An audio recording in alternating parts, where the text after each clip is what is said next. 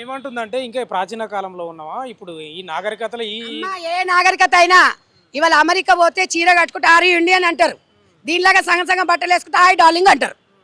చీర కట్టుకున్న వాళ్ళని నమస్తే అంటారు. ఇంకా అంత ఎదగలేదమ్మా.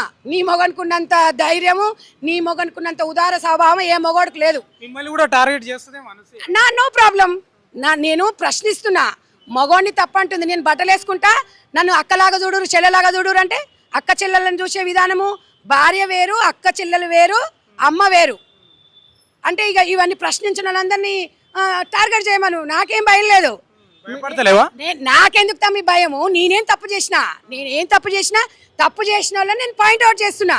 తప్పు అంటే నేనేమంటున్నా, వ్యక్తిగత స్వేచ్ఛ వేరు, స్వేచ్ఛ అనేది వేరు. సంఘంలో బతుకుతున్నప్పుడు నలుగురితో నారాయణ కొన్ని రాజ్యాంగం ఎందుకు ఇచ్చింది? రాజ్యాంగం సమాన హక్కులు ఇచ్చింది అన్నది, పురుషునికి మగవానికి సమానం. మరి నువ్వు రెచ్చగొడితే వాళ్ళు రెచ్చిపోరా? మగవాళ్ళు పోరలు ముందే కరువట్టు ఉంటారు. నీలాంటి దాన్ని చూస్తే అదే చెప్తుంది. మందు తాగితే కిక్కు కాదు, అనుసరణ చేస్తే కిక్కు రాదంటే ఏ దాంతో కొట్టాలి దాన్ని? ఇంకా ఈమె నా మీద అంట. అది ఎంతమంది మీద పెడుతుంది కేసులు? ఇవాళ యావత్ ప్రపంచ మహిళలందరూ 99% పాయింట్అవుట్ చేస్తురామని.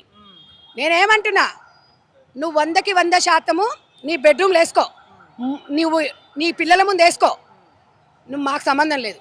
బయట ప్రపంచంలోకి వచ్చి వేసుకుంటే మాత్రం పరిణామాలు తీవ్రంగా ఉంటాయి. నువ్వు అసలు జబర్దస్త్ కాదు. అంటే హెచ్చరిస్తున్నారా? 100% జబర్దస్త్ మీద మహిళా కమిషనర్ గారు మరి మీరు స్పందించాలి. ఎందుకంటే మహిళా కమిషనరు